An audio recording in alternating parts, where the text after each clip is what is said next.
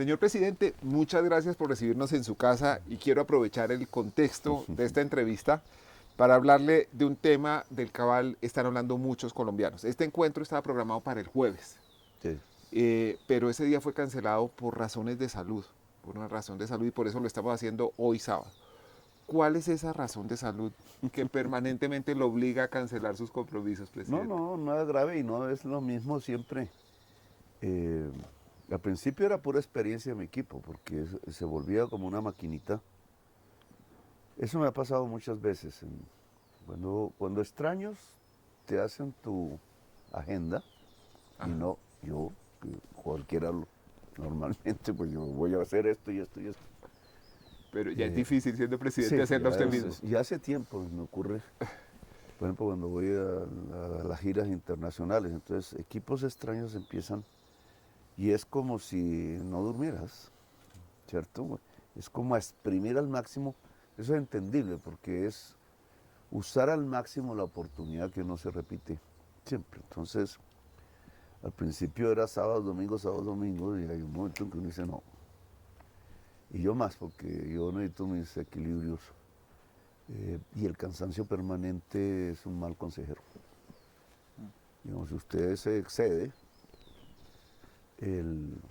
pues no va a pensar bien, va a cometer errores. Y en este caso yo no puedo darme el lujo de cometer muchos errores. Y otro es que yo tengo la costumbre de, en la reunión, no guiarme por el reloj, sino por el contenido de la reunión. Entonces, si vamos a resolver el problema de taxistas anoche, por ejemplo, con cosas delicadas, porque si hay un paro de taxis, los uribistas van a tratar de parar los camiones y forjar una sensación de inestabilidad, que es lo que buscan, y no solucionar los problemas de los taxistas.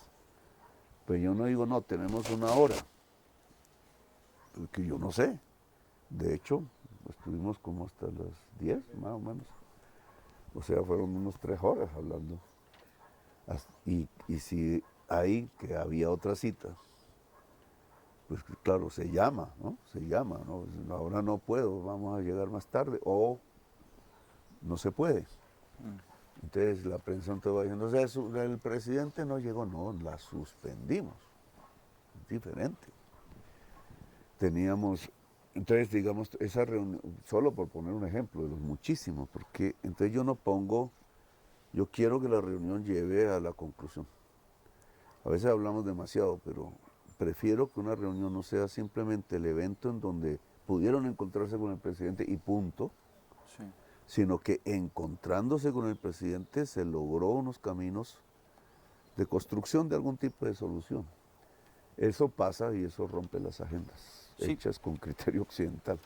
Perdóneme esto, que se lo voy a decir con sinceridad. En las redes sociales, por ejemplo, ayer, en una aparición suya, muestran una imagen en donde hay una inflamación en el cuello. Y dicen que si esa inflamación es normal o es una enfermedad. Pero eso ya son. Sí, obviamente son especulaciones de redes sociales, pero al mismo tiempo hay columnistas que dicen el presidente Petro sufre de depresiones y la razón de sus Eso lo dijo ausencias Ingrid. sí, lo dijo Ingrid en un debate y después lo repitió, si no estoy mal, Mauricio Vargas en una Sí, columna en el tiempo. ahí se vuelve Eh, chisme, como llamamos nosotros. También han hablado de adicciones. Eh, Eh, cuando un tema como la salud del presidente no es un tema esencialmente de su vida privada, sino es un tema de interés público. No vale la pena responder de una vez por todo, pasa esto y esto, lo que tengo, esta tos es esto, y lo que esto en el cuello puede ser esto, o no es nada. sí, pero mira, bueno, fuera de esas cosas que ya pues, no son controlables, yo el único malestar, digamos, cuando se hizo el diagnóstico en la boca del estómago, yo lo dije.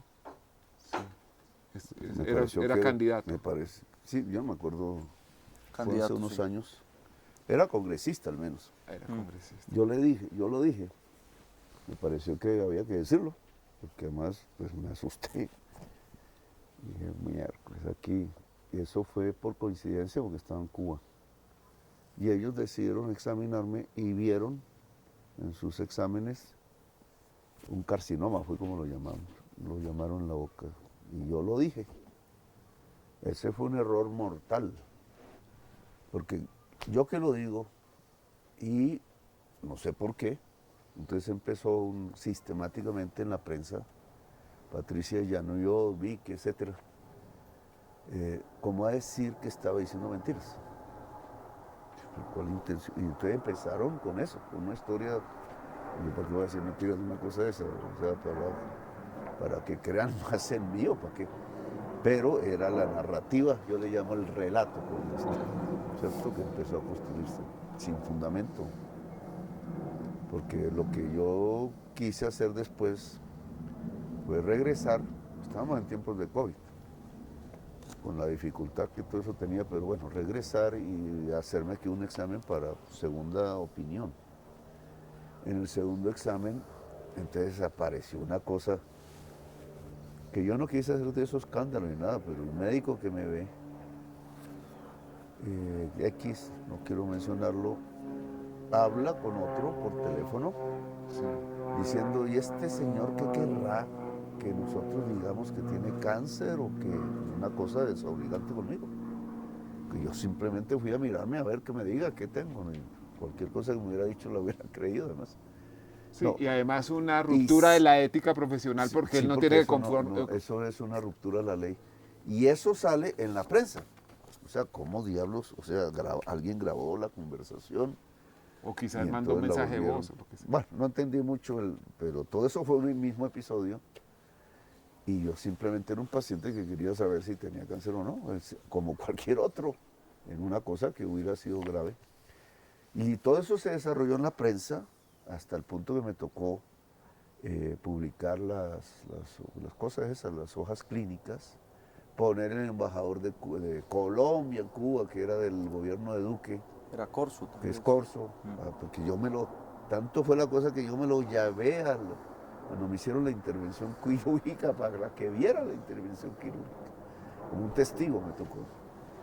Y él habló, bueno, todo eso. Entonces esa experiencia, digamos, me disgustó porque era como si yo mentiera sobre mi estado de salud, que en ese momento hubiera podido ser grave, porque si se confirma el diagnóstico, pues yo paso esa quimioterapia, todos esos procesos, que obviamente no me hubieran gustado tener.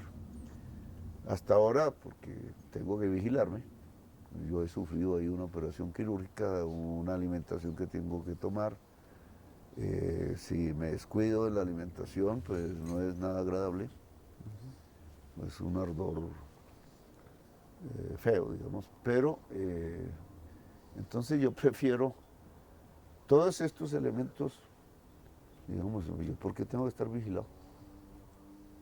Yo sé lo que significa el otro lado, pero yo lo que siento es, yo sé que Uribe se iba para su finca, pues todos lo supimos, no todo lo que pasara ahí, conversara o hiciera era conocimiento público, yo sé. En el Palacio de Nariño se hacían parrandas de orquestas vallenatas y eso duraba, bueno, les gustaba, yo no tengo por qué criticar eso es una forma de cada persona, pero no había una prensa acuciante, ¿cierto? No había una prensa acuciante. Yo lo que siento es una prensa que decidió vigilar, como la policía. Obviamente no puedo generalizar, ustedes dicen correctamente que no generalice, y obviamente no es toda la prensa. Pero allí hay un factor que tiene que ver con la extrema derecha de Colombia, que considera que Petro, porque es de izquierda, entonces tiene que ser vigilado de una manera diferente. Y llevan a la matriz de la opinión pública, vamos a poner un ejemplo, alguien está siendo cuestionado porque fue sobornado por unos dineros de una multinacional, siendo presidente. Es un problema gravísimo. O peor, alguien está siendo cuestionado siendo presidente de la República porque permitió que se mataran miles de jóvenes. Puede que sí, puede que no, pero son los temas que solo a partir del debate público, en buena parte político de la oposición, o por una prensa muy minoritaria, pues se han colocado como puntos de discusión social. De otra manera, ni la sociedad sabría lo que pasa allí. Y en cambio, Petro, porque es de izquierda, Entonces, si se puso este zapato así, o salió manchado así, o hizo así, y quedó, o se tomó unos tragos, ¿cierto? Que además no suelo hacerlo, o, o la esposa hizo unos masajes. Porque, por ejemplo, esa experiencia, porque es en un entorno, nosotros siempre tenemos, digamos, unidades del Estado cuidándonos, ¿cierto? Por protocolo presidencial. ¿Cómo llega ese video a manos de una periodista? Que no es nada malo, digamos, pero saben que eso va a ocasionar unos comentarios y un estilo incluso de imagen que quieren reproducir. ¿Cómo llega? ¿Estamos vigilados? Oiga, presidente, pero mire, todos los seres humanos tienen problemas de salud en algún momento de la vida. Sí, algún momento los habrá. Hace un momento estábamos hablando de los problemas de salud mental. Y usted decía, 1 de cada 5 colombianos tiene un problema de salud mental. Desde la depresión hasta reacciones a la sociedad violenta que hemos crecido, hasta la clase de educación que hemos llevado, que en muchos hogares ha sido muy dura y muy represiva. Y la forma de superar los problemas, el primer paso es reconocerlos y empezar a hablarlos. ¿Usted ha sufrido depresión, señor presidente? No, yo no tengo... Eso nunca ha estado en mi existencia. El chisme de Ingrid más no lo entiendo, porque yo trato de recordar ese momento. Yo estaba en Europa, evidentemente, en un momento que para mí no era placentero, porque yo me había ido amenazado de muerte, había aparecido en la lista de Colsingue. Eso nunca existió, eso era inteligencia del Estado. Pero era el tercero y el primero era el senador Cepeda. El segundo era Vera, el tercero era yo. Y el gobierno de César Gaviria. Y entonces, pues mataron a Cepeda, al senador. Entonces el presidente Gaviria, en un momento racional, decidió que debían sacarnos para no poner en peligro el proceso de paz del M-19, que era reciente en ese momento. Y yo como que sí, como que no, porque entonces todo eso coincidió con una derrota electoral año 94 del M-19 que nos acabó políticamente, y ahí acabó el proyecto. Sobrevivió ya un eco y un espíritu. Y entonces coincidió la derrota. Yo no había hecho nada más en mi vida que pelear, luchar. Y entonces ya tenía 30 años y váyase. Y yo no había salido del país. Entonces todo eso, bueno, digamos, no era Sí, era otro idioma, sí, otro país, otro clima y un jefe, todo. que era el Y un embajador, jefe que era resultó terrible. que era el jefe paramilitar del sur del Cesar. Entonces, digamos, yo digamos, no era placentero, entonces, pero a mí la cosa de, digamos, de otros pueblos, otras culturas, pues a mí me llamó la atención inmediatamente, y el estudio. Pues siempre era un quiebre personal, pero nunca me dio depresión. No, para nada.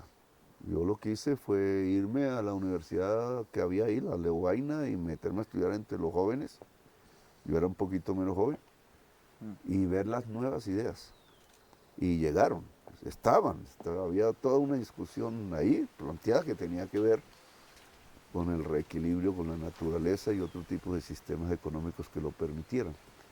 Entonces eso que cuenta Ingrid es mentiras. Incluso a mí no me gustó ellos, porque llegaba con Lucio, eran novios en ese momento. Me rompieron una cama. Entonces Ingrid está completamente equivocada, no sé por qué hizo eso. Pero yo he tenido momentos, obviamente, que uno siente que se va a quebrar, digamos, como siempre los problemas llegan todos juntos. Sí. Entonces digo, ay, ¿aquí qué? El momento de mi hijo fue dificilísimo para mí. Y aquí, y además se junta con otro y otro y otro, y está, pero simplemente respiro, puedo desconectarme un rato, claro. Porque si yo en esas circunstancias voy a una reunión, no exactamente estoy concentrado en el tema de la reunión. Y yo prefiero, bueno, venir aquí bajo el árbol. Y pensar. Esto no te deja estar deprimido nunca. No, esa enfermedad psicológica yo no la tengo. Presidente, usted habla de momentos difíciles. Por supuesto, el momento con su hijo Nicolás es uno muy, muy complejo. Hace unos días usted estuvo visitándolo en Barranquilla. Sí. ¿Nos podría contar cómo transcurrió esa reunión? Él se había negado a recibir su visita en el búnker, ¿no?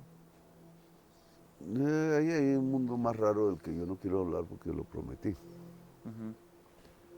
Y entonces, pues obviamente no quiero. Yo he hablado con el fiscal general en ese periodo, digamos, en este. eh, y nunca, y veo que intenta ponerme el caso, y nunca he aceptado que eso esté en la conversación.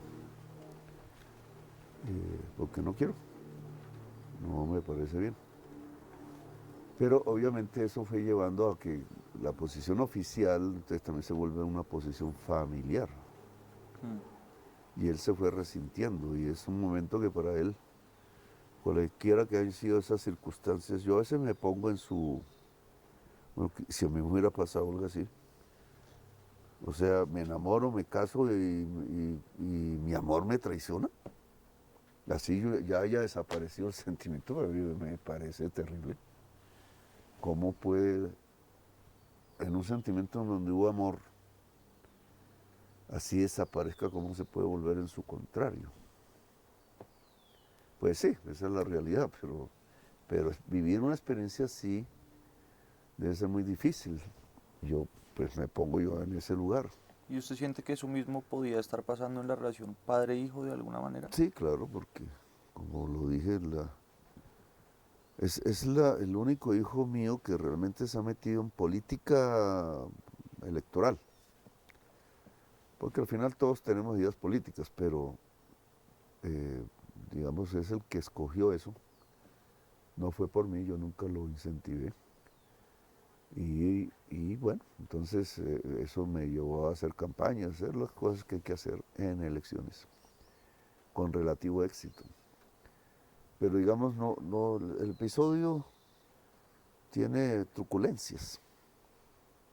Y después de las truculencias propias de la vida personal, entonces viene la truculencia política. Entonces lo que le hacen, ¿no?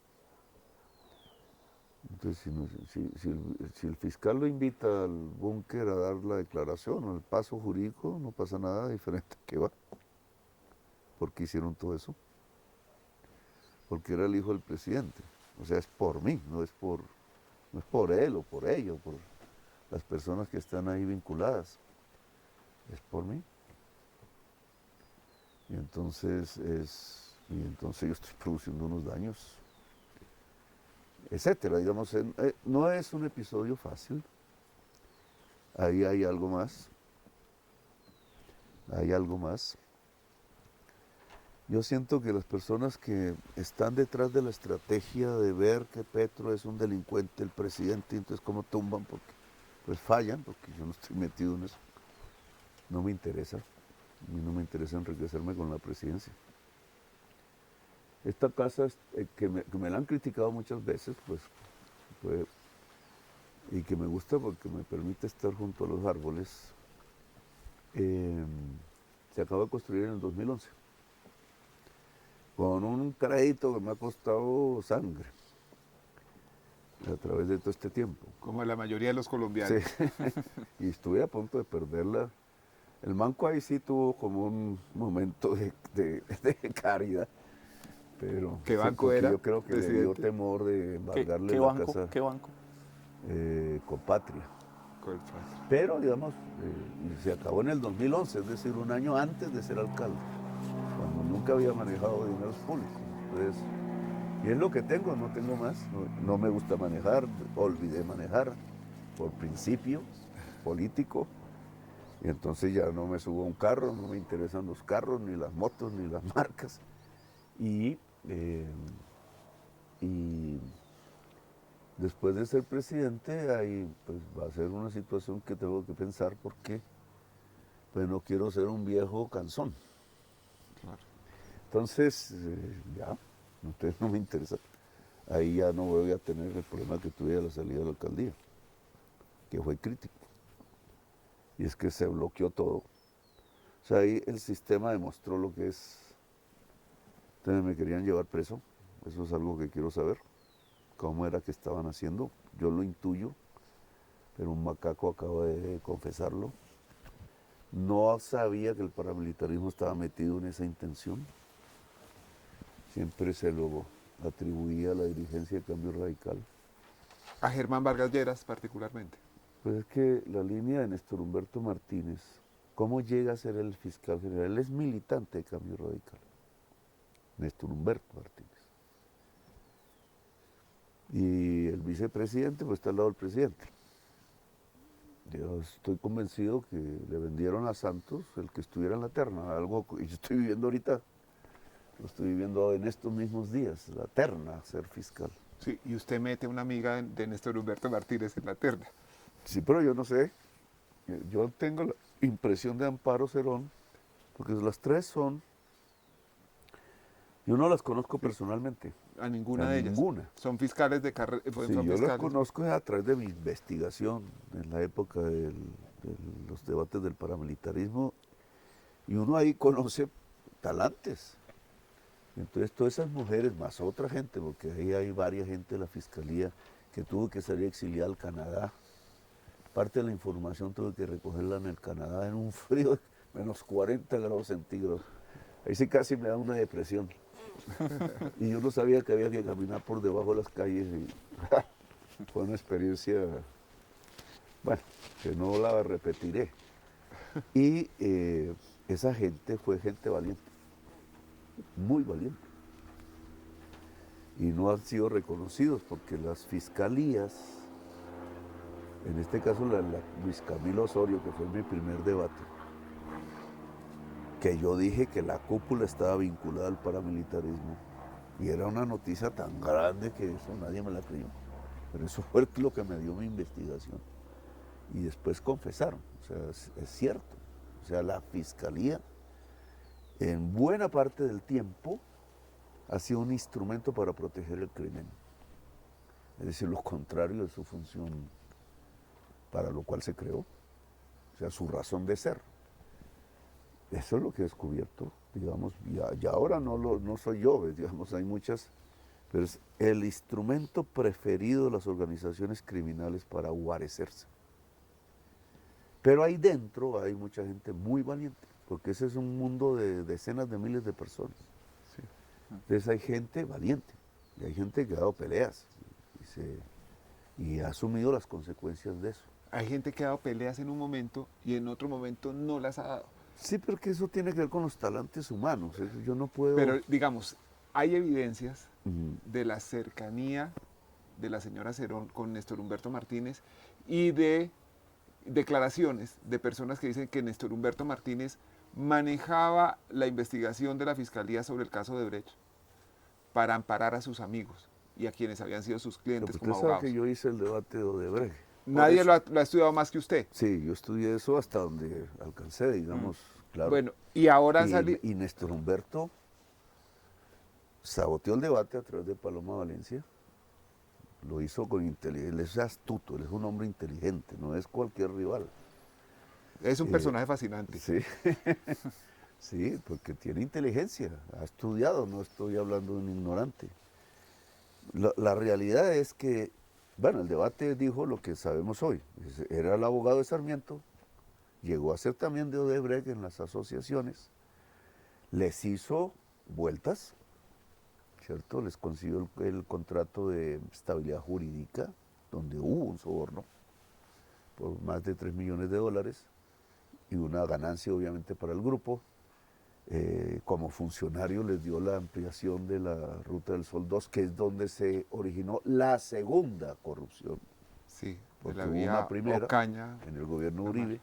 Ahí en esa ampliación, esa es Néstor Humberto. Eso ya debería ser investigable, ¿cierto? Ya eso debería ser un hecho investigable, porque es un conflicto de interés, se llama. ¿Por qué no lo investiga la actual fiscalía? Bueno, pero hay Porque una... aún tiene él el poder digamos, no omnímodo, pero tiene el poder dentro del Poder Judicial. Y entonces mi terna, y ahí viene el problema, hacia dónde va usted. Entonces mi terna aparece en un momento en donde se mueven las fuerzas de extrema derecha, que es una coalición de militares muy preocupados porque cometieron delitos de lesa humanidad, exmilitares, porque yo he tratado de que la nueva fuerza pública pues no los tenga. Espero, parece que he tenido éxito en eso. Y políticos de mucho poder metidos en actos de corrupción y de vinculación con el paramilitarismo. Y entonces la fiscalía es el eje, el nodo donde eso o se resuelve o no se resuelve. Una decisión de la Corte Constitucional, una sentencia hizo que en los tribunales de justicia y paz, los llamados terceros, que son los verdaderos responsables de la violencia, no fueran juzgados. Y entonces son 17.000 procesos que la justicia transicional ha trasladado a la Fiscalía. La Fiscalía tiene 17.000 procesos. El cuerpo que fue punto del acuerdo de paz entre Santos y la FARC era que la Fiscalía tenía que organizar un cuerpo de investigación poderoso, pues 17.000 casos, para llevar esos procesos a su final.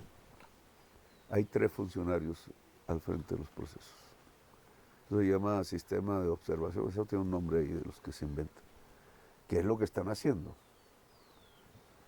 ¿Qué es lo que está pasando? Es de nuevo la misma historia que yo descubrí con Luis Camilo Osorio. Eso puede ser con o sin el fiscal general. Claro. Porque ese es Eso un puede aparato funcionar. ya que tiene unos anillos incluso incrustados dentro de otras instituciones del Estado. Entonces, la terna, y la Corte sabe que tiene que tomar una decisión, y esa decisión debe pensarla bien, tiene el perfil, o esa es la idea con la que la hice, de garantizarle a la sociedad colombiana que designen a quien designen, se garantiza que la Fiscalía deja de ser un instrumento del crimen. Sí, presidente, eso se Entonces entiende. vienen sus cuestionamientos. Eso se entiende, pero que digamos... además para eso es que se hace pública. Claro, Entonces, claro, porque pero uno digamos, no hay conoce. una cosa que la gente puede percibir como una contradicción, y es que haya sido usted como parlamentario uno de los hombres que realmente más empeño metió en el tema de las investigaciones de Odebrecht, y supongo usted ha tenido ocasión de ver los cuestionamientos que en ese caso existen, particularmente sobre Amparo Cerón, una persona que usted metió en la terna, lo que ha publicado María Jimena Duzán, Daniel Coronel, lo que Cambio ha publicado sobre lo que Jorge Enrique Pizano le contó a Amparo Cerón, es decir, cuestionamientos. Luis Gustavo Moreno. Luis Gustavo Moreno, O sea, no, son no se testimonios de entiende gente bien que ese... está viva y de gente que ya murió, que lo dijo hace muchos años, no a raíz de su nominación en la terna. Perdóname, Federico, la interrupción, porque estas son 2 preguntas que yo estoy seguro que los dos queremos hacer y estamos pensando en eso, y usted nos puede responder las 2 al tiempo. Una es, presidente, legalmente usted tiene la atribución de cambiar la terna, y segundo, si la tiene, ¿la va a usar para cambiar esa terna? Bueno, la primera obviamente la tengo si quiero ahora mismo, ¿cierto? Porque han empezado también a hacer relatos. No, claro, la puedo hacer ahora mismo. Ha sucedido en la experiencia institucional, en los tiempos que han pasado, una circunstancia, digamos, que obviamente llama a la reflexión, y es el presidente tiene el derecho constitucional de presentar la terna y la Corte de escoger. Pero por diversas razones, sin que esté escrito en la Constitución, apareció un mecanismo de facto, que es la Corte puede devolverla cuantas veces quiera, y por tanto el presidente pierde el derecho. Sin que esté escrito, no cambiaron la Constitución ni nada. O sea, le quitan al presidente el derecho de ternar, que en mi caso particular es quitarme el derecho de intentar que la Fiscalía salga realmente a través de un esfuerzo que va a ser duro, de que ninguna sección termine ayudando al crimen. Y que la gente tenga una confianza ahí, de que si algo pasa, por lo menos se investiga bien. Perder ese derecho.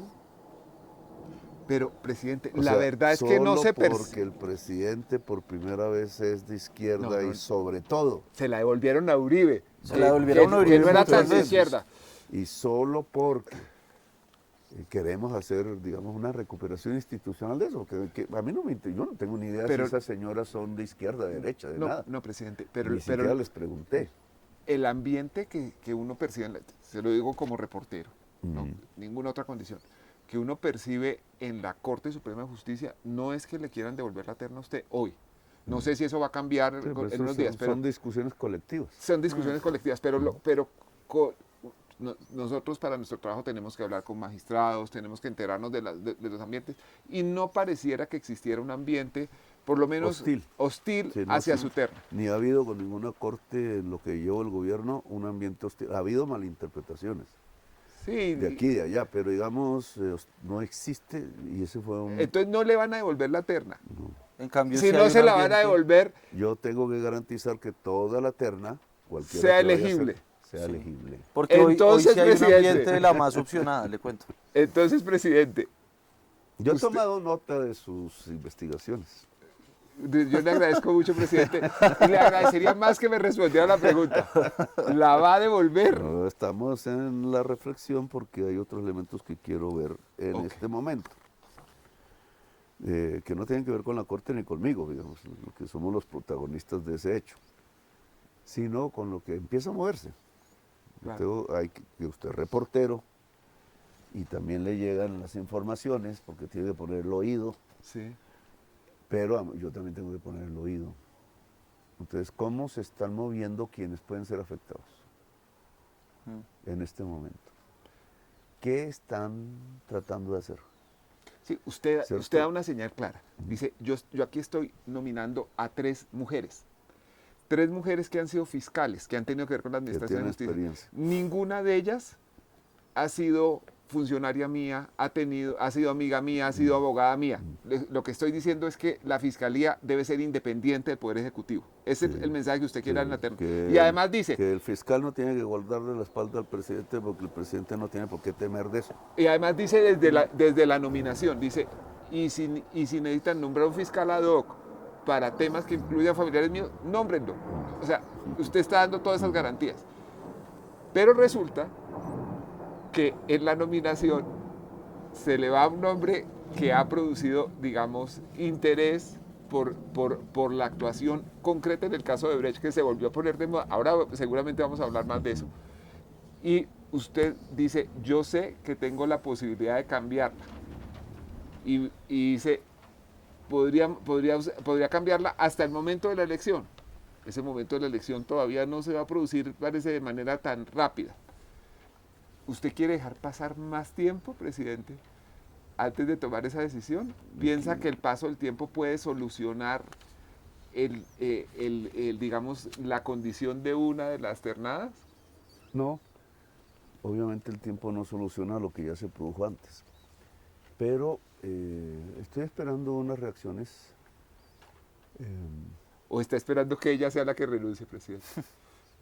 Estoy esperando unas reacciones que además... Ah, ya se rió. Yo eso sí lo puedo interpretar como una Este periodista, sí, Dios mío. Ha sido ya habitual entre ustedes dos y quisiera hacer una pregunta muy puntual porque estamos hablando aquí de una serie de cosas que se tocan.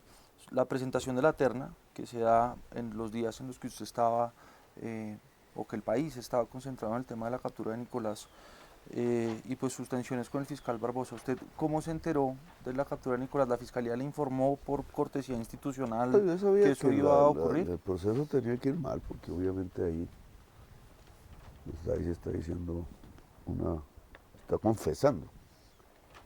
Que tanto, pues ya eso lo determina judicialmente, eso no puede ser no puedo centrarme en eso, pero obviamente iba a haber, digamos, una profundización de esa investigación. No, pues yo tengo la tranquilidad que yo nunca he hablado con el Turco Ilzaca o que le he mandado a alguien a decir, vaya, consígale plata. El señor no a pesar de que ha sido denunciado por mí en debates pasados, hace años, pues realmente nada ha sucedido judicialmente hasta donde yo tengo entendido. Con el otro señor menos. Me acuerdo vagamente de él hace tiempo, cuando era joven parlamentario, y él era parlamentario. Él llega de una extradición. Digamos, jurídicamente, ¿qué soy? ¿Qué vamos a hacer con todos esos personajes nosotros? Porque van a llegar todos. Incluso alguna vez reflexionaba sobre el caso de los Orejuela, digamos. Toda esa gente llega. Yo he extraditado 10, 15 personas por semana. A mí me da cosa hacer eso. Yo no conozco ningún nombre, no sé las vidas de ellos, las familias que dejan, lo que se puede producir con una cosa de esas. Obviamente cometieron unos delitos, bueno, pero ¿cuánta gente hemos extraditado nosotros en todo este tiempo, digamos, presidentes, que firmamos eso? Eso puede ser una cifra superior a 1.000, 2.000, quizás personas que vuelven. ¿Qué hacemos con ellas? Entonces, las marcamos de manera permanente, lo cual llevaría muchas a la reincidencia. O esta sociedad permite una salida. Es una respuesta dificilísima, pero imagínese que usted no fuera el presidente. Bueno, pero eso no tiene que ver con el tema de... Con el tema de la fiscalía. Sí, terminemos eso, perdón. El tema, entonces, no, yo quiero... ¿Qué pasa al interior de la fiscalía? ¿Cómo el actual fiscal general está manejando esa situación?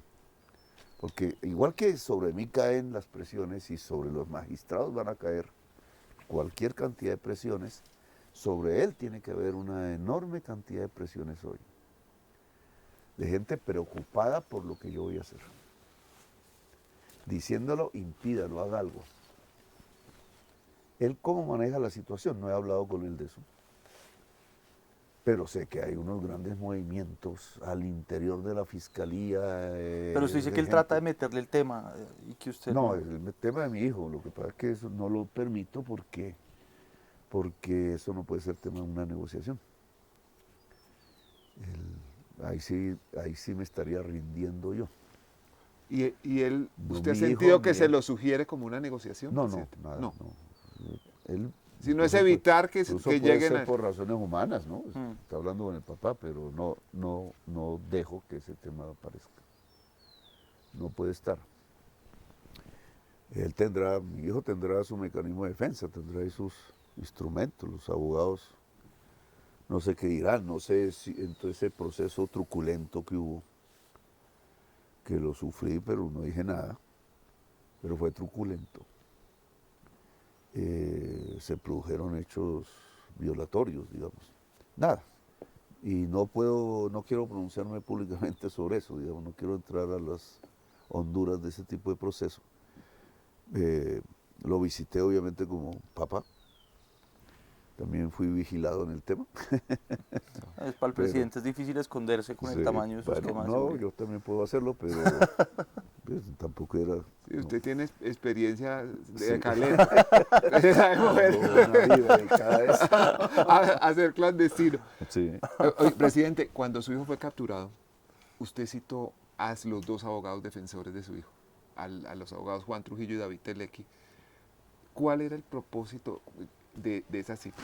Informarme, solo quería saber qué era lo que pasaba. Yo no tenía ni idea. Y como no hablaba por teléfono con él ni nada, entonces no tenía ningún fluido.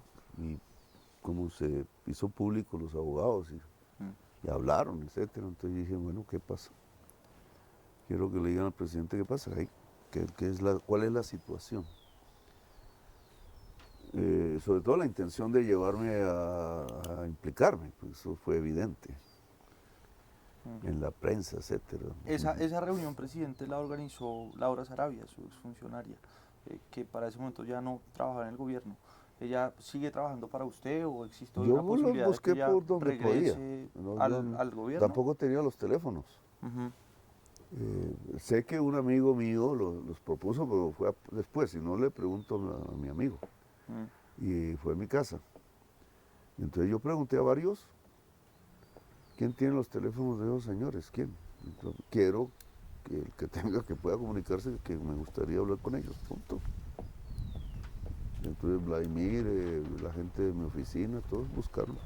Y sobre la posibilidad de que Laura Saravia regrese a eventualmente a algún cargo en su administración, ¿hoy la ve abierta o no? Ya veremos, ya veremos. Ese episodio que también me intentan vincular a mí, que me costó, porque eso me hizo sufrir. Porque ahí murió un coronel. Mm. Y no tenía por qué morir, digamos. ¿Por qué? Es más, en mi criterio, y es duro. Pero a él lo mata la presión de la prensa. Por lo que yo pude hablar con la esposa. Tengo ese privilegio de hablar con los familiares el día que fui al entierro, que no conocía, entonces, ¿qué fue lo que pasó? Entonces había obviamente una... conversaban, ellos tenían... Esa tarde fue normal. Él llevó a la mamá al aeropuerto, que se iba para París. Habló con la hermana, que tengo entendido, y bueno, con su familia. Y entonces yo trataba de ver, bueno, ¿y cómo va llegando a la decisión? O sea, porque obviamente para mí, que no era el relato que estaba en la prensa, pues se había suicidado. Lo que había en la opinión pública era la insinuación de que quién sabe qué cosa mala habría hecho Petro, que lo mandó a matar. Y yo quisiera pedirle, Que fue lo que presidente, sobre dejaron eso, en yo quisiera pedirle, presidente, sobre eso una claridad, Mm. porque cuando usted dice lo mató la presión de la prensa, ahí también hay un relato, ¿no? Y es un relato en el que nosotros, pues sí tenemos que ver, porque en cambio estábamos escribiendo un artículo sobre el tema y le hicimos una llamada al coronel, simplemente en un ejercicio de contrastación de una información con una fuente, y fue una llamada respetuosa, fue una llamada tranquila a hacer una pregunta. Entonces, cuando usted afirma lo mató la presión de la prensa, hay gente que puede Sí, mira, mirar a los periodistas que eso trabajan en también eso. podría, yo lo vi una vez en mi vida. De hecho, la llamada la publicamos. Lo llamé a mi oficina, pues cuando empezó a aparecer todo ese tipo de información. Nunca lo había visto, no sabía que trabajaba para, porque eso es un mundo ahí, la Y presidencia, que está incluso cerca, pero no a la vista. pero no la ha visto. Entonces yo no, ellos estaban en otra oficina, no tenía una relación con él, ahí lo conocí. Mi pregunta fue el tema del polígrafo, que no sabía que existía en la presidencia, entre otras cosas. Todo eso fue información mía. Y entonces les pregunté cuál es el protocolo de eso, o sea, cómo se usa eso. Entonces, y él me explicó, digamos, eso fue la relación conmigo, él me explicó los protocolos de eso y alguna teoría como para entender, porque más o menos lo que se dijo desde Fiscalía era que eso era un crimen. Sí. O sea, se criminalizó el uso el uso del polígrafo. Y yo nunca había tenido una experiencia, ni nunca había leído nada sobre eso, ni leyes, ni nada, entonces pregunté, ¿eso cómo se usa? ¿Eso por qué? Y ellos me explicaron, esto es un proceso de confianza, bueno, ahí aprendí algunas cosas, el proceso de confianza no es un proceso judicial, ¿cierto? Ahí no se están tomando pruebas, ahí se está simplemente determinando si hay confianza con la persona y es subjetiva. Y me dijeron, lo que hay en normas y en leyes y sentencias de la Corte Constitucional es que el procedimiento siempre tiene que tener como base, hágase en empresa privada, que se hace y mucho, sí, hágase en entidades públicas, que también se hace, el que sea voluntario. Eso es todo. La persona decide o no si se hace eso. Voluntario. Y entonces, y él me lo dijo. Si la señora dijo que sí, que quería, bueno, a mí obviamente no me gustó todo ese episodio, no. La misma Laura había puesto la denuncia penal. Es el fiscal que tiene el caso de la denuncia, el que ordena interceptar a la señora. Y es por eso que se dan cuenta que ya la habían interceptado. Pero es porque ya el fiscal iba a hacer eso. por un robo familiar, que a mí me ha pasado aquí también en muchas, eso no me pareció que había que llegar a esos niveles, digamos. Si se me pierde algo aquí, puede tener valor sentimental o no, o ser valioso económicamente, pues se perdió, ya qué voy a hacer. Pero ahí conocí a Dávila, entonces no me dio, quizá yo también debía ver, bueno, este hombre está recibiendo las presiones, yo sé qué es eso, yo he vivido eso, te está recibiendo las presiones y cómo es él. Quizás debía haberme interrogado él. Pasó la conversación y ya. Y ya cuando viene el hecho, entonces es que hay personalidades diferentes y eso hay que aprenderlo. Fue algo que me motivó a ir a hablar con mi hijo. Es que si uno las aguanta, no significa que cualquier persona las puede aguantar. Claro, yo Las personas personalmente son fui a diferentes. hablar con el coronel Dávila. Me encontré un hombre muy nervioso, tiene usted razón. Pero, ¿cómo llega usted del contexto que nos acaba de explicar a la afirmación lo mató la presión de la prensa? Sí, la presión lo mató y fue la prensa. Él no estaba presionado por nosotros, nada. ¿Y la prensa Él cómo lo estaba estaba preocupado presionando? por el proceso. Él sentía básicamente, no por el tema del polígrafo, para él le parecía eso normal, digamos, que estaba reglado, que no había ningún problema. Mm.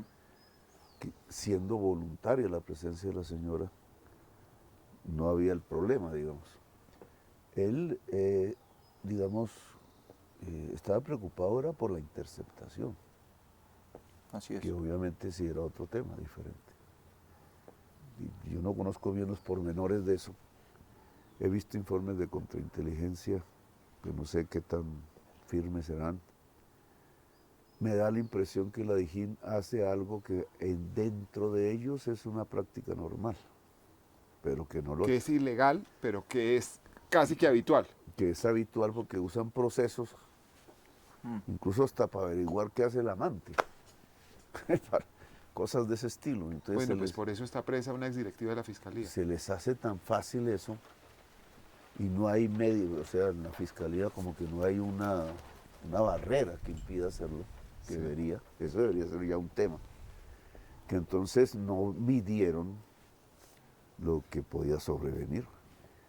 Y que es una tontería porque ya el fiscal había ordenado la interpretación. Digamos, es gratuito, es de sobra eso. Pero nos lleva a una situación de la vida de un ser humano que yo vi, que pues que tenía mucha aprecio por su familia, el cuidado de los niños, el qué dirán de él, que eso en otras sociedades es muy importante. Lo que le pasa a este coronel es que yo creo que estaba solo. No tenía, digamos, cómo soportar. Nunca había tenido la experiencia de periodistas preguntando. Nunca. Eso no es culpa de los periodistas, porque esa Es su el función, deber. tampoco se le va a meter en la cabeza al periodista lo que puede pasar. El problema de la investigación no es Laura, no son los coroneles los que cometieron los errores. No, es ver si se puede tumbar a Petro. Claro, yo no sabía nada, pues yo estoy tranquilo porque yo no. Si hubiera sabido eso de antemano, lo primero que digo es, ya deje de perder, lo que se haya perdido, que se pierda. Eso no es para hacer las cosas. Pues Laura es mucho más joven, no tiene experiencia, nunca había estado en un cargo de esos, quizás creyó que la seguridad consistía en cuidar todos esos detalles. Quizás hasta hubiera tenido razón porque ella está por sus funciones, sus funciones son cuidar eso, o sea, que haya un aparato de seguridad eficaz en el presidente. Yo hubiera tomado otras decisiones, pero la verdad yo me enteré fue después. Y entonces cuando veo el relato periodístico tratando de insinuar que el presidente es una señora sacó una vaina que ve 5 maletas, digo, de Petro, pues pucho, dije, miércoles, ¿esto qué es? Entonces ahora yo soy Pablo Escobar, entonces. Él pronunció eso y se olvidó, ¿cierto? Nunca más volvió a... ¿De dónde salió eso? En todo caso, este escándalo de la niñera Mariel Mesa sí dejó una huella en su gobierno, sacó a una persona que era de toda su confianza como Laura Sarabia, que manejaba su agenda y todo, y también sacó al embajador en Venezuela, Armando Benedetti. ¿Usted conserva comunicación con él? Y Esporádica. sí, ¿le ha hecho alguna vez, le ha pedido alguna explicación sobre afirmaciones de él como estas? Comillas, yo hice 100 reuniones y conseguí 15.000 millones de pesos en campaña. Si no es por mí, no ganan. Tuvo un papel protagónico y hay que reconocerlo. Las 100 reuniones no las hace él, las hacen muchos equipos. ¿Y los 15.000 millones? Y mi nombre, porque si no, no llega. La campaña se financió por, yo no tengo la cifra exacta en este momento, pero supera los 20.000 millones. Entonces usted dice que La cuando él primera dice vuelta 15.000, fue algo así como 20.000 millones, hay una segunda vuelta. La inmensa mayoría de ese dinero, porque ¿qué establecimos? Que yo sí conozco el peligro de eso. Yo he tenido yo sé qué pasa ahí. Ahí pasan muchas cosas, gente que se pide la plata y se queda con la plata. Es una oportunidad de oro para mucho vividor. Hay mucha gente que quiere meter la plata. Yo sé, yo lo dije, que la mafia quería meter plata en la campaña mía. Es más, descubrí maneras como intentaron hacerlo. Y no era cualquier plata. Ellos hablaban de 10 millones de dólares por unos puestos específicos sobre los cuales hay que prestar especial atención, porque son los puestos de la mafia. ¿La aduana de Buenaventura? Sí, Buenaventura, Cartagena, la aeronáutica, en la DIAN, las aduanas, la POLFA. La Policía Fiscal de Aduana. sí. Pero bueno, esos son unos cargos que entre otros es importante que usted, porque yo no puedo mirar todo. Hay que revisarlos permanentemente porque esos son los puestos de ellos. Entonces, cuando aparecía alguien, un empresario, no, 100 millones, entonces no vaya a hablar con el gerente. Nosotros no, yo iba en el avión con Benedetti y con Laura, ese era mi equipo y algunos periodistas y eso, de todos los días en ese avión. Y aparecía gente, ¿no? Que yo quiero aportarle, Petro. No vaya a hablar con Roa.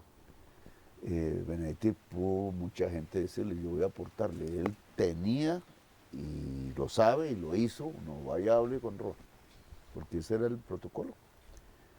¿Cuánta gente le llegó? Yo no sé, yo nunca hice cuentas. A mí no me interesaba tener una campaña con 100.000 millones de pesos, que sabía que eso es mafia. Claro, señor. Entonces yo lo que hice fue básicamente endeudarme. Sí. Aún tenemos deuda. Pero lo que hice fue endeudarme con la banca. Al principio tenía desconfianza de que la banca me prestara, por obvias razones. Pero cuando uno está encabezando las encuestas, la banca también le da temor decir que no. Claro, y la banca le presta, Y pero, presta. pero mire, estamos hablando aquí de dos personas que eran fundamentales en su equipo, Laura Sarabia y Benedetti. Usted nos explica, Sarabia nunca se metió con platas. ok, Eso usted nunca fue. nos, Ella lo que hizo fue hacerme explica, engordar. nos explica, presidente, que esas afirmaciones de Benedetti respecto de los 15.000 millones o las 100 Yo reuniones creo tienen entender algo, lo que le pasa a Benedetti. Digamos. tienen algo de grandilocuencia. Primero, y de- esas grabaciones, audios, no son interceptaciones, ¿cierto? no, son mensajes Son mensajes de directos. voz. Bueno, son Sí, sí, señor. cosas de esas. Lo depositan en manos de alguien, periodista, porque ahí lo que hay es una pelea horrible Sí, entre Laura y Benedetti, pues Laura es sí. mujer y joven, digamos, no es lo mismo una presión de esas. Frente a una persona con más Sí, experiencia. bueno, pero lo que hay ahí es una pelea y un tema de celos de poder, Mm. no celos sentimentales, sino de poder. De cercanía al príncipe. Sí, sí, eso es. Ahora, Que a mí me de- asusta, porque yo a veces me miro, yo no me siento presidente. pero mire, pero presidente, sí de esos es- audios No soy yo el que desata eso, es el poder. es el poder, de acuerdo. Y de esos audios, desata cosas muy feas, siempre lo he dicho, el poder es una droga sí, y matan por eso. Y de ahí personas lo manejan de forma, yo he visto amigos que los pongo en un cargo de algún tipo y se transforma. y se transforman. Claro, Se transforman, todo se transforma. Y a mí no me gusta, el episodio no me gusta por del supuesto. ejercicio del poder. Y yo me guarezco de eso. Mire, presidente, hay un tema del que yo creo que no se ha hablado. Empezamos esta entrevista hablando de la salud, de los chismes, y es una cosa que se deriva justamente de esos audios. Usted nos dice que usted habla esporádicamente con Benedetti, y yo quiero preguntarle si usted le ha hecho este reclamo en particular. Él en esos audios De con Laura Sarabia deja entender que sí, usted él tiene sabe. un problema de consumo de droga, y No, obviamente de de eso, problemas pues, personales, y si todo se junta, pues colapsas. Y no Pero presidente, él entonces yo específicamente le he dice que pedido que se cuide mentalmente. Que estuviera borracho, porque no sabemos, además el se Estado. nota que está alterado. Combina un sentimiento que es ese celo, ¿cierto? Contra Laura. Pues, Laura obviamente sí estaba más cerca de mí, obvio. Y Benedetti lo teníamos en Venezuela, entonces estaba alejado. A mí me parecía interesante pues, lo que iba a pasar en Venezuela, porque quería reiniciar las relaciones, pero no necesariamente a él le parecía lo mismo. Él tiene una visión del gobierno diferente a la mía. Yo lo traduzco como lucha social. Él lo traduce como un problema de relaciones personales. Así hay otras gentes, pero digamos eso es una separación teórica incluso de lo que es el poder. Él ve a gente que ha estado con él, como Roy, como Prada, pues en sitios de decisión. Roy era el presidente del Senado. Yo lo ayudé a ser el presidente del Senado. Eso puede, bueno, o Laura, ¿no? Entonces, Laura, ¿qué había sido? Pues su secretaria acompañada, Toda la vida. digamos, no sé desde cuándo, yo la conocí, fue ahí. Toda la vida, Laura. A mí me gusta que es muy eficaz, muy eficiente. Y por eso la mantuve cerca y nunca pensé que iba a desarrollar todo ese tipo bueno, pero yo creo que ahí le dolió mucho eso. Y entonces en medio ya del trago, del alcohol, lo expresa presionando. Y yo creo que él lo reconoce, no fue bien, no estuvo bien, pero eso se vuelve público. Claro. Laura en un momento de esa discusión le dice, usted tiene problemas de cocaína. Y él dice, ¿y a mí qué me viene a reclamar si el presidente también tiene problemas de cocaína? ¿Usted le ha Pero son reclamado por formas, eso? yo le he reclamado porque nunca, ni siquiera me tomo un trago con él, pues yo me cuido. Y pues yo no puedo saber cómo es él realmente borracho, nunca he tenido esa experiencia de lo que le pasa a él. Él sí me insinuaba, como muchos, digamos, venga, se toma un whisky, Petro, no sé qué. Pero incluso en la campaña, cualquier trago es cualquiera. Me pasó en Girardot, Las banderas rojas. cuando Las llegué, banderas llegué rojas. un cansancio. En Navarro ya me lo había dicho, y sí, es cierto, digamos, si uno se toma una cerveza no es lo mismo que si usted está Descansado. descansado. No, esa cosa tiene, porque usted está en el estrés, cansado, el cuerpo está absolutamente cansado. Y por eso es que cuando uno acaba la campaña es como si le cayera un edificio encima, queda uno aplastado. Entonces, pues en general nunca hay alcohol en una campaña electoral. Y yo a él le sacaba la maleta, y yo, no, no sé realmente, porque ahí en su presión, entonces, no, pues yo invito, la campaña la hice yo, las reuniones las hice yo, dice él, ¿no? La plata la conseguí yo, el Los votos éxito, del la Caribe. victoria la conseguí yo. Yo invitaba a Petro a tomar, él era mi amigo porque hicimos mucho contacto diario, digamos. Entonces él se reía conmigo, bueno, todo las cosas que es. Pero en realidad lo que hay ahí es un problema de celos. Sí, es la figura del príncipe, es eso. Esa es una buena descripción. ¿Pero usted lo sigue considerando su amigo? Sí, yo le tengo cariño.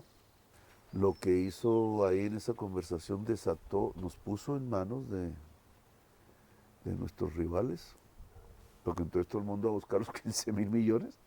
Pero claro que los 15.000 millones están ahí, pero son préstamos. Préstamos no de cualquier persona, son préstamos de banca.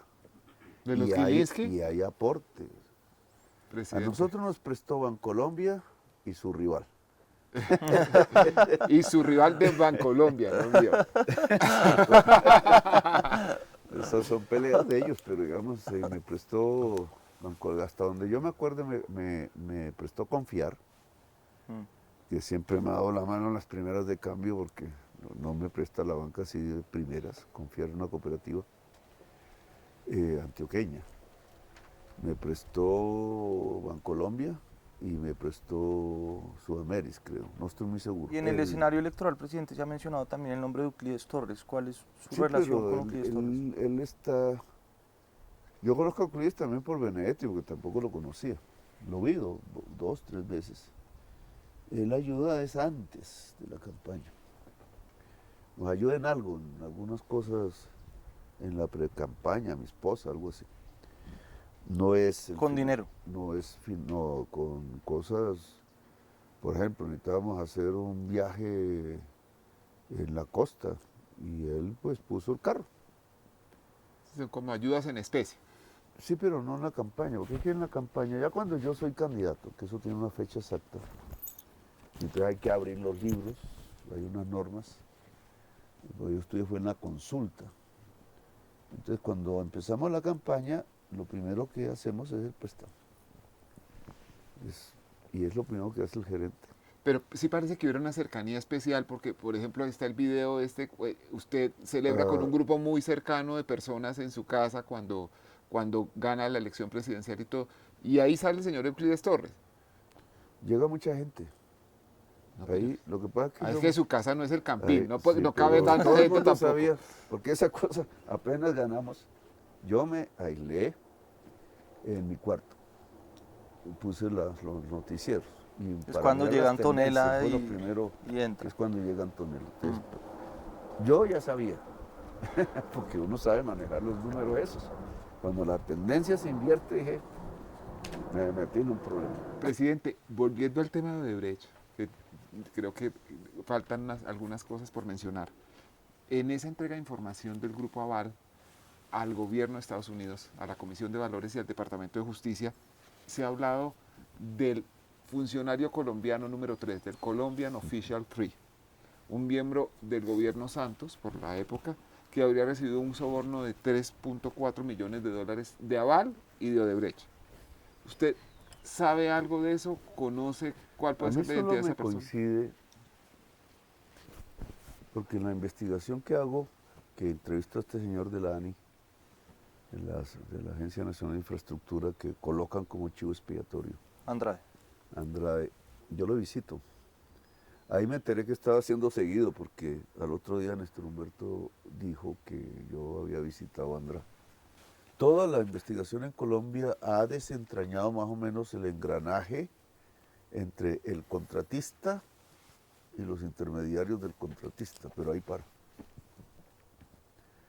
Los intermediarios del contratista tienen que llevar la plata al sobornado. No aparece en la lista de sobornados. O sea, lo que ha hecho la Fiscalía es encubrir a los sobornados. Ese fue el trabajo de Néstor Humberto. Por eso durante toda la investigación se manejó en Colombia, se manejó la tesis que este señor Melo era el que había sobornado, no el Grupo Aval, una cantidad pues, pequeña relativamente comparado con el monto total, y asumía todas las consecuencias. Y las asumió.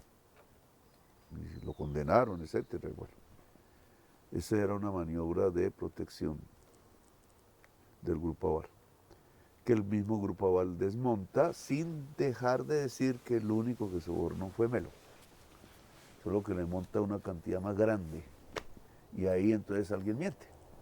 O sea, ahí ya hay una contradicción objetiva entre el proceso colombiano y el proceso que hicieron en los Estados Unidos, porque el monto no es el mismo. Usted está diciendo dentro de la descripción, a mí solo me cuadra, no terminó la Sí, frase. entonces ahí en el monto que nos daba 50 millones de dólares, la mitad más o menos generado por Odebrecht, la otra mitad por, que sabemos hoy, el Grupo Aval. Pero a nosotros nos daba un monto de 50 común. Entonces teníamos todos los nombres de los intermediarios que yo pronuncié, Varios de ellos no son investigados. Los que van a Barranquilla no los investigó Néstor Humberto. ¿Y tiene hoy una noción Los sobre señores quién puede Torres, ser? creo que se llama. ¿Tiene hoy una noción sobre quién puede ser el funcionario colombiano número 3? Usted, No, pues digamos que ha en mi investigado tanto el investigación- tema. En mi investigación sabemos que hay una fuente que va a Barranquilla, que es hacia Cambio Radical, que hay una que va al Partido Liberal. La U, pues la U fueron los más famosos porque eran Ñoño y ellos, Y los Besaile. intermediarios, los Bula. Y hay una que va al gobierno Santos. Y a mí me parece 3.4 millones de dólares. Por eso yo creo que es la misma, pero no podría. Pero es decir, para usted la cifra 3.4 no fue nueva. ¿A usted no le porque yo mismo surgió? la denuncié. Es más, era la prueba que me daba, pero es que no es lo que dice la prensa hoy. Los 3.4 millones del soborno que entregan a un funcionario del gobierno Santos, En mayo de 2014, a mí lo que me da es que es el contrato de estabilidad jurídica. O sea, ¿usted le da que es Eso es el exfiscal? 2012. 31 de diciembre de 2012 a las 12 de la noche. Escogieron esa hora terrible para firmar. Un señor que se llama Javier Díaz, que era muy famoso antes, porque es el estructurador del SITP. Javier Hernández era el viceministro. El ministro Cárdenas no se mete, era su deber, digamos, estudiar la propuesta de los empresarios y definir si sí o si no. No, en esa reunión dejan a Javier Hernández y ahí está la señora esta, ¿cómo era la ministra? ¿Cómo era? Cecilia María. Cecilia María. Hay varios funcionarios, hacen el comité y aprueban eso, y eso es un gran regalo económico a Valia y a Odebrecht, pero me da eso. O sea, el relato que aparece es que es a un presidente Santos, es lo que están atacándolo. Yo tengo que decir lo que yo encontré ahí, que no tampoco puedo decir que sea la verdad, pero es por el contrato de estabilidad jurídica, y quienes intervienen son unos funcionarios del gobierno de Santos y el que dirige el equipo es Javier Hernández. Entonces no podrías decir más. En su investigación de la época, ¿usted encontró algún involucramiento personal del entonces presidente Juan Manuel Santos en estos hechos? Ha habido rumores, pero solo rumores. Usted, presidente, hoy en día vive en una controversia casi permanente con el fiscal Barbosa.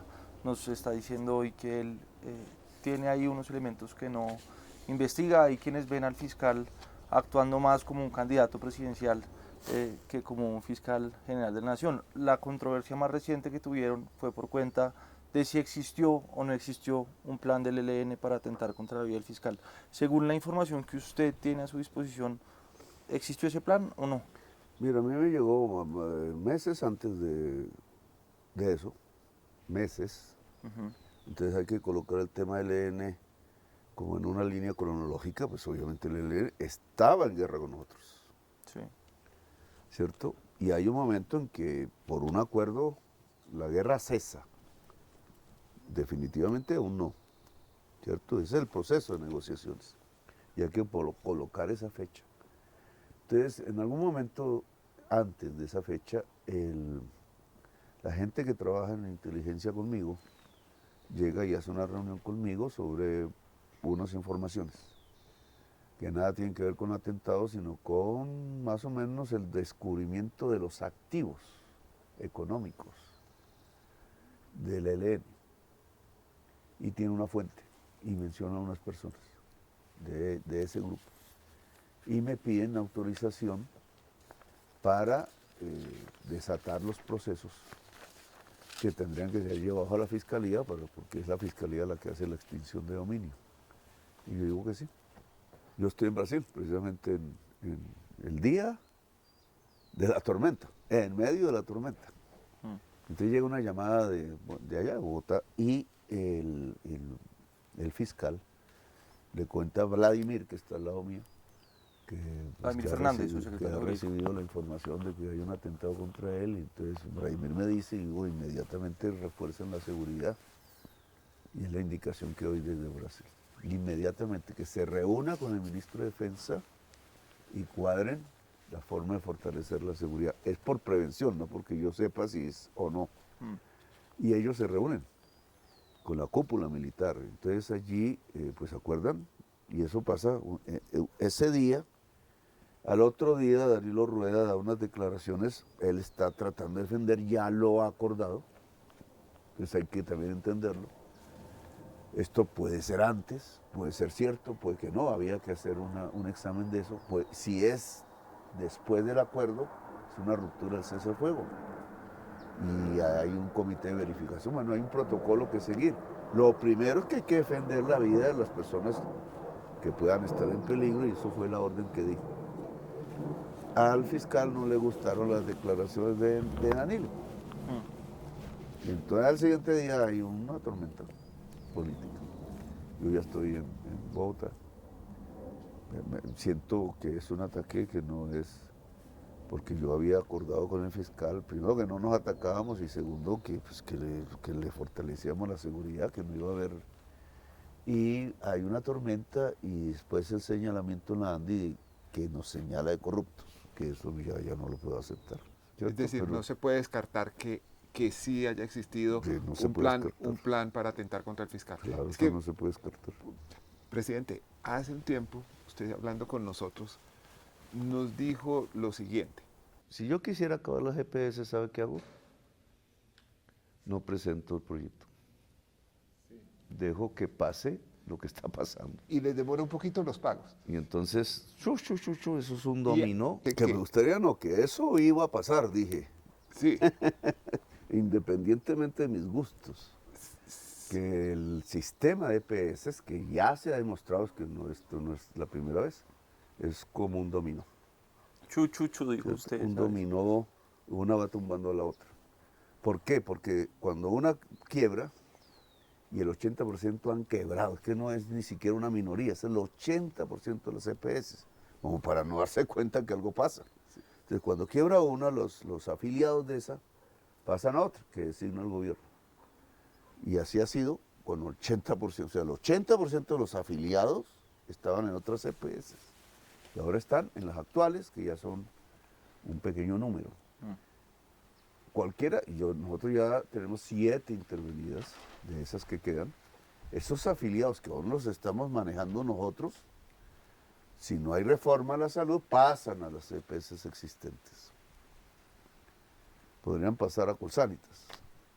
Y ya se produce el mismo fenómeno y caen y van cayendo. Entonces, si no se hace una reforma al sistema de salud, las EPS se acaban por sí mismas, porque es un modelo económico insostenible. Digamos, ¿qué lo volvió insostenible en mi opinión? Las EPS aducen que la sentencia de la Corte Constitucional que iguala el plan de servicios del régimen subsidiado al régimen contributivo, o sea, eleva el costo de la salud promedio. Puede que sí, ese argumento es válido. Solo que el gobierno, no el mío, desde antes viene subiendo el presupuesto. Eso se llama técnicamente subir la UPC, la unidad de pago por que capitación. es la tasa, la canasta de bienes medida en cierta forma por el número de afiliados. Viene subiendo, pero aún así las EPS siguen quebrando. Hay un segundo elemento que las hace quebrar, que no es la sentencia de la Corte Constitucional. Es que de facto, oscuramente o limpiamente, metieron un ingrediente que es la utilidad. Claro, cualquiera diría, no, pues que una empresa privada está es porque tiene por la utilidad. No, es que este no es un sistema de mercado. Esa es la confusión. A las EPS se les paga por administrar un dinero público. Y hay una comisión ahí fija del 8%, creo que es. Cuando ellos añaden a esa comisión, que es lo que deberían ganarse, de acuerdo a la ley, la utilidad, vienen unos procesos que son los que los matan. Y voy a poner el ejemplo de La Guajira, que lo puse ahora públicamente. Al hacerse la mezcolanza de afiliados, hay afiliados del contributivo, afiliados del subsidiado. Todos deben recibir la misma canasta de servicios pero los subsidiados le dan a la EPS menos plata, que es la plata del gobierno, que el contributivo, que da más plata porque es la plata de las contribuciones de empresas. Y entonces le es más rentable el contributivo que el subsidiado. Entonces, cuando pasa plata del subsidiado a financiar el contributivo, entonces, por ejemplo, esa EPS en cuestión llevaba a los clientes del contributivo, incluso con enfermedades no ciertas, eso pasa en el SOAT fundamentalmente, carros fantasmas por miles en Colombia. Entonces, que en Colombia cogen un accidente, entonces todos son carros fantasmas. O que se le paga gente para que reciba una plática simplemente para decir que se accidentó. Y se ordeña todo el sistema SOAT a través de un delito, porque obviamente es un robo de dinero. Y en masa. Entonces, si usted lleva la plata del subsidio al contributivo y le paga sus clínicas de amigos, entre comillas. O sus propias clínicas. Claro, entre comillas. Entonces usted está trasladando la plata a su patrimonio, pero está produciendo un hueco en el sistema. Si eso es ya en las actuales EPS, no todas son así, porque siempre ha habido casos diferentes, pero si se va normalizando el ordeñar el SOAT y en trasladar la plata del sistema de salud vía UPS hacia no solamente clínicas, proveedores de medicinas, importadores de medicinas, empresas aquí y allá que tienen que ver de alguna manera con la salud, entonces la plata va desapareciendo y cae la ficha, y cae sobre otra, y cae sobre otra, y cae sobre otra. Presidente, como sea, si hay una interrupción de los servicios de salud. No, nosotros tomamos los servicios. O sea, ¿usted le puede garantizar hoy a los colombianos que no va a haber interrupción? Aquí hay una cierta amenaza que, digamos, que yo quisiera que no fuera real, porque, digamos, problemas se pueden solucionar, pues estudiamos cómo. Pero la reforma es una solución. Lo que pasa es que las EPS no la aceptan. Pero la reforma frena ese procedimiento de dominó. Vuelve a una EPS que ya no es aseguradora, sino que es administradora. Y empieza por la atención primaria con unos contratos que se pagan. Eso frena hoy lo que hoy se produce. No digo que no se vayan a producir nuevos problemas, porque siempre habrá, pero digamos, frena el problema actual. Las EPS no quieren porque quieren mantener el principio de utilidad, que es un principio de enriquecimiento y que está desatando la crisis en el sistema de salud. Estamos, presidente, hablando de esto, pues en parte porque no se ha tramitado la reforma, ¿no? Sí. Y eso ha ocurrido no solamente en salud, sino en el campo laboral y en otros. Y esto pues me lleva a hacerle pues una pregunta por los resultados concretos. Usted hace unos 10 días le puso a sus ministros un ultimátum de un mes, preocupado usted por el tema de ejecución. Eso muestra que usted también tiene, por supuesto, una preocupación legítima sobre los resultados, sobre que no se está ejecutando. ¿Podemos esperar pronto, presidente, un nuevo remesón ministerial? Pues no te puedo decir sí ni no, digamos, depende de los resultados. De aquí a 20 días, digamos, depende de si lograron darle la vuelta o no. Nosotros todos, y el presidente también, estamos obligados a cumplir hasta lo posible lo que prometimos. Si hay una causa mayor, pues obviamente, pero es cumplir.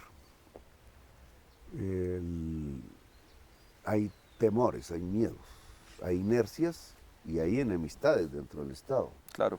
¿Cierto? Porque el Estado son centenares de miles de personas. Entonces, digamos, los temores, la inercia, pueden llevar a que incumplamos. Y eso no puedo permitirlo. Nosotros no podemos hacer eso. No podemos hacer un gobierno inercial. Ha habido gobiernos inerciales. Y dejas hacer. Y los técnicos van haciendo sus decisiones y ellos tienen unas lógicas que siempre llevan al beneficio del interés particular, porque así se diseñó el Estado en los últimos tiempos, en este siglo y antes. Claro, y quiero preguntarle por su responsabilidad.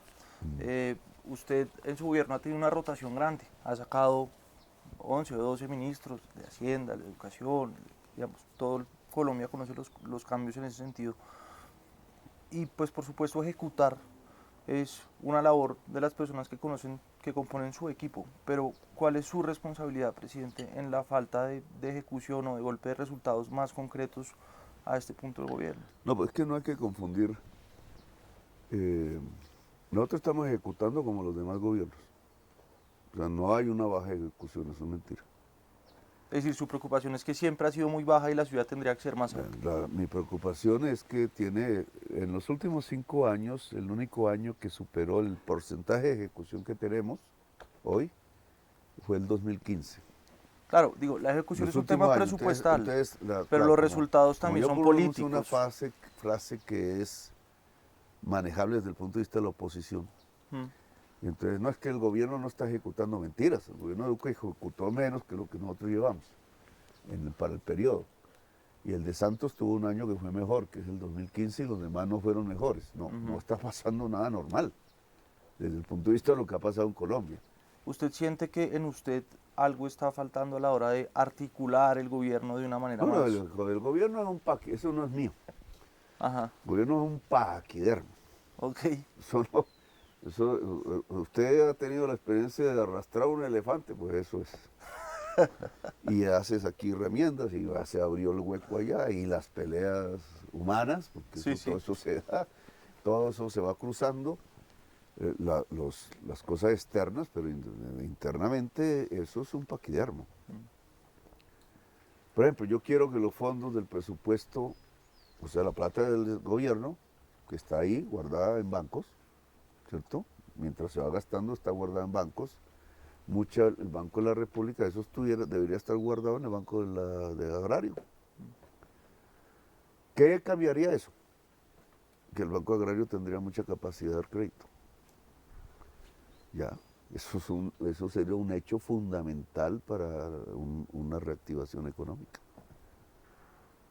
Claro, van a decir que es socialista, que es comunista, que no sé qué, ¿no? Pues una cosa tan simple como no tener la plata guardada en el Banco de la República, sino en el Banco Agrario, me daría ese cambio. Ahora, los funcionarios que entonces manejan las arcas, bueno, las cositas mecánicas para tener la plata, entra por aquí, sale por aquí, porque es lo que siempre se ha hecho. No es ni siquiera de mala fe, sino que es en la burocracia hacer siempre lo mismo. Si alguien dice, no, hoy hacemos otra cosa, PRIN empieza, ¿y qué me va a decir la Contraloría? ¿Y qué me va a decir la Procuraduría? Y esto no será una locura, y esto no sé qué, pero si siempre lo hemos hecho así. Pues ese es el problema del cambio. Y de aceptar las reglas del juego, digamos, para hacer el cambio. Porque obviamente si reemplazas un Estado por otro ya no tienes ese problema. Pero es la regla del juego. Pero, presidente, le voy a hacer la última pregunta. La primera vez que hablamos con usted como presidente electo, en su primera entrevista como presidente electo, usted nos dijo una frase que a mí me quedó sonando. Se la leo. El verdadero cambio son las reformas. Si no las pasamos en el primer año, nos enredamos y el cambio se vuelve una ilusión. Sí. Cierra comillas. Ya pasó un año. Sí. Entonces, ¿qué? ¿Nos queda la ilusión? De ilusión no vivimos. Claro, estamos en juego. Yo soy el chico. Ha pasado un año. Yo voy a decir que cometí un error histórico. La idea de hacer un acuerdo nacional que está ahí, digamos, que es parte del proceso con el ELN, ¿no? Digamos, es una idea que está ahí. Yo la traduje en el gabinete, el primer gabinete, atrayendo sectores que no estuvieron conmigo, digamos, en todas, quizá al final unos, pero otros no, proponiendo algo que ha terminado siendo una ingenuidad, que lo hice de buena fe, es producir un acuerdo sobre la mesa. Es decir, ustedes son esto, ustedes representan esto, ¿cierto? Unos bancos, unos CPS, unos intereses, tienen unas ideas sobre el tema. Nosotros representamos esto. Nosotros representamos campesinos, obreros, gente del barrio popular, jóvenes, como lo llaman ahora, jóvenes populares. Eso somos nosotros. Esos son los que votaron por nosotros. Y nosotros tenemos otras ideas sobre cómo es la manera de satisfacer estos sectores sociales que han sido tradicionalmente los excluidos. ¿Cómo es el acuerdo nacional? Entonces, por debajo de la mesa tratando de ponerle cascaritas al gobierno. No, pero es que Bueno, usted, pero digamos, usted, usted representa un gobierno de coalición. Claro, mucha gente votó por usted porque comulgaba con sus ideas, porque veía que había una posibilidad grande de cambio para el país. Y otros votaron por usted simplemente porque les parecía peor la alternativa, por Pero muchas menos malo. cosas. Sí, y en ese sentido, pues también usted representa unos intereses muy heterogéneos de una sociedad, en donde no todo el mundo quiere igual y uno no puede decir, votó por mí la mayoría, entonces se hace lo que yo quiero el resto de la vida. Sino que le toca concertar cosas, pues que así es la democracia. Usted es un parlamentario de larguísima experiencia como representante de la Cámara y como senador, y sabe que las cosas en esos organismos pasan por concertación, que eso no pasa por imposición. Todo eso es cierto, pero y acuerdo nacional es una forma de decir concertación. ¿Cierto? Es otra manera de decirlo. Pero ¿cómo es? O sea, y qué es lo que mi experiencia en este año me ha mostrado.